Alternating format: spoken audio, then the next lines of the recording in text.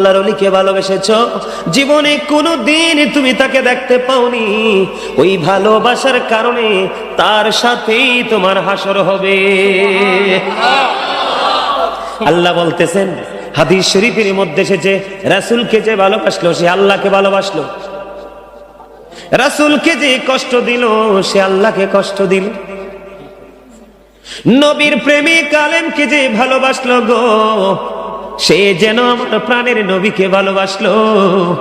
নবীর প্রেমিক আল্লাহর ওলিকে যে ভালোবাসলো সে যেন আমার নবীকে ভালোবাসলো।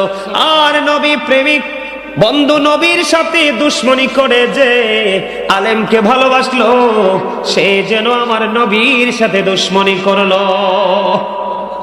তার মানে আল্লাহকে পেতে হলে মদিনার কাছে যেতে হবে, মদিনা ওয়ালার কাছে যেতে হবে। লাভ হবে কি? আল্লাহ বলেছেন, আল্লাহ উইল লাভ ইউ, আল্লাহ তোমাদেরকে ভালোবাসবে।